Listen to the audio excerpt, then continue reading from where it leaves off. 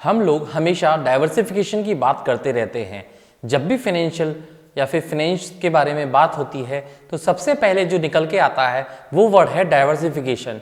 आखिर डाइवर्सिफिकेशन होता क्या है और उससे क्या बेनिफिट हो सकते हैं, आज हम जानेंगे इस वीडियो में। मेक इन्वेस्टमेंट इजी के मेरे यूट्यूब चैनल पर, जिस पे इन्वेस्टमेंट की जर्नी को इजी किया जाता है, मैं पुष्पेंद्र आपका बहुत बहुत स्वागत करता हूं। डाइवर्सिफिकेशन के जो की बेनिफिट्स हैं, आज हम उनके बारे में बात करें। पहली बात, डाइवर्सिफिकेशन होता क्या है। डाइवर्सिफिकेशन का मतलब होता है कि आप अपने सारे पैसे को एक जगह न डालकर अलग अलग जगह पर डाल दें। जैसा कि वॉरेन बफेट ने कहा है, don't put your all egg in one nest, means एक सारे अंडे एक ही जगह पर न रखें। डाइवर्सिफिकेशन के बारे में जो की बेनिफिट्स हैं, आइए चलिए जानते हैं उनके बारे में। Benefit number 1, risk reduction.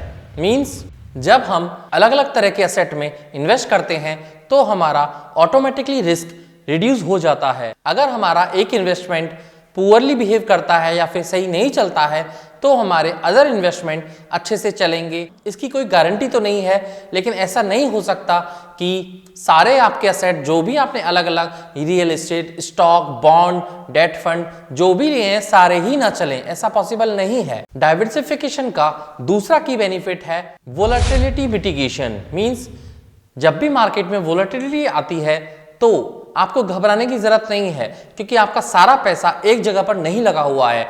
आपका पैसा कुछ रियल एस्टेट में लगा हुआ है, कुछ बॉन्ड्स में लगा हुआ है, कुछ डेट फंड में लगा हुआ है, कुछ एफडीज में लगा हुआ है। वहां पर इतनी वोलेटिलिटी बिल्कुल भी नहीं रहती है। सिर्फ एक स्टॉक मार्केट वोलेटिलिटी होने से आपके पोर्टफोलियो को ज्यादा फर्क नहीं पड़ेगा। डाइवर्सिफिकेशन का थर्ड की बेनिफिट है enhance the return. Means diversification आपके बहुत ज्यादा हायर एक्सपेक्टेशन को तो रोक देता है, लेकिन एक एवरेज रिटर्न आपको रेगुलरली मिलते रहते हैं। और ये उन लोगों के लिए अच्छा रहता है जो कि लॉन्ग टर्म इन्वेस्टर हैं, तो उनको अपने पोर्टफोलियो को अच्छे से डाइवर्स करके चलना चाहिए। की बेनिफिट नंबर 4 है exposure to the different market. यदि आप एसेट एलोकेशन करना चाहते हैं और दूसरे किसी कंट्री के, या तो यूएस हुआ या फिर ग्रोइंग इकोनॉमी ले सकते हैं, चाइना हुआ, उनके स्टॉक मार्केट में इन्वेस्ट करके डाइवर्स करना चाहते हैं, तो इससे बेहतर कुछ नहीं हो सकता। क्योंकि कभी ना कभी ऐसा वक्त आता है जब कोई मार्केट अच्छा करता है और इंडियन मार्केट अच्छा नहीं करते हैं। इससे होता यह है कि हमारे ओवरऑल पोर्टफोलियो की वैल्यू इंक्रीज होती है और ओवरऑल पोर्टफोलियो हमारा एक अच्छा डिसेंट रिटर्न देता है रेगुलरली। डाइवर्सिफिकेशन का की बेनिफिट नंबर 5 है protection against market cycle. Means जब मार्केट में साइकिल, अप साइकिल या फिर डाउन साइकिल आती हैं, डाइवर्सिफिकेशन ही आपको बचाता है। सपोज कीजिए कोई स्पेसिफिक सेक्टर है और वो सेक्टर आपका डाउन ट्रेंड में जा रहा है, लेकिन आपके पास अलग अलग तरह के 10 से 15 तरह के अलग अलग सेक्टर में स्टॉक्स हैं, तो आपके क्या सारे स्टॉक डूबेंगे? नहीं, ऐसा नहीं होता है। पर्टिकुलरली एक सेक्टर आपका डाउन ट्रेंड में जा रहा है और बाकी सेक्टर आपके हो सकता है कोई अप ट्रेंड में है, कोई मार्केट के साथ चल रहा है, या फिर नॉर्मली जैसे बिहेव कर रहा है जीडीपी के अनुसार चल रहा है। वेल डाइवर्स पोर्टफोलियो का की बेनिफिट नंबर 6 है बिहेवियरल बेनिफिट। मींस जब स्टॉक मार्केट में बुल रन या फिर बियर रन आता है तो आप बिल्कुल कॉमन मैन की तरह बिहेव करेंगे। ऐसा क्यों? ऐसा इसलिए क्योंकि आपका पोर्टफोलियो सारा स्टॉक मार्केट में नहीं होता।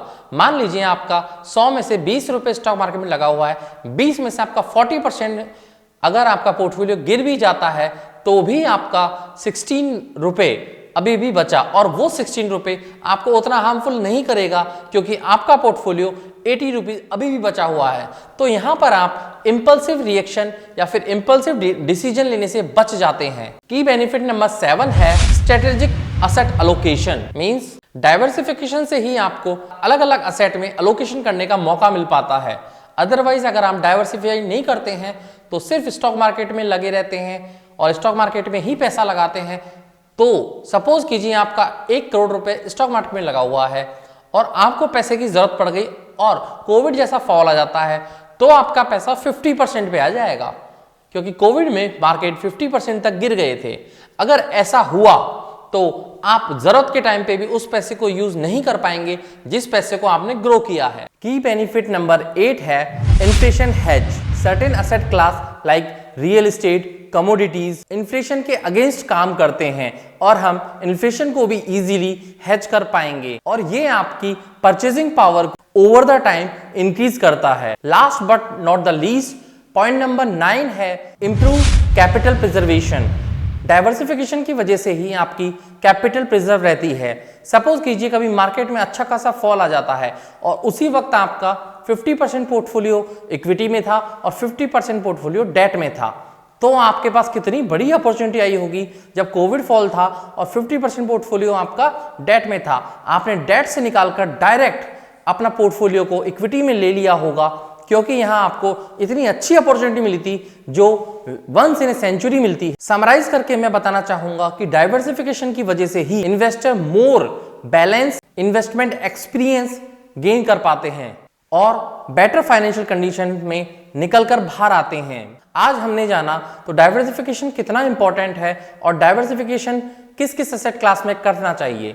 या तो आप इक्विटी की एसेट क्लास में कर सकते हैं या फिर आप फंड ऑफ फंड में कर सकते हैं, आप गोल्ड ले सकते हैं, रियल एस्टेट का प्यार तो इंडिया में बहुत ज़्यादा है, वहाँ कर सकते हैं। मैं नहीं कह रहा आपसे ज़मीन लीजिए, REIT एक नया REIT में इन्वेस्ट कर सकते हैं, डेट फंड ले सकते हैं, RBI के बॉन्ड्स ले सकते हैं, सॉवरिन गोल्ड बॉन्ड ले सकते हैं। आपके पास इतने ज़्यादा प्रोडक्ट हैं, आप इजीली डाइवर्सिफाई कर सकते हैं। इवन दो आपको आउट ऑफ इंडिया जाने की जरूरत भी नहीं है, इंडिया में ही इतने प्रोडक्ट हैं कि आप अपने पोर्टफोलियो को इजीली डाइवर्स कर सकते हैं। तो आशा करता हूं आज का वीडियो आपको अच्छा लगा होगा और इसी प्रकार के मेरे वीडियो देखने के लिए मेरे चैनल को सपोर्ट कीजिए, मेरे चैनल को लाइक कीजिए, सब्सक्राइब कीजिए और वीडियो को शेयर कीजिए। आगे भी इसी तरह के वीडियो मैं बनाता रहूंगा। अब मैं विदा लेना चाहूंगा, आज के लिए इतना ही। साइनिंग ऑफ, जय हिंद।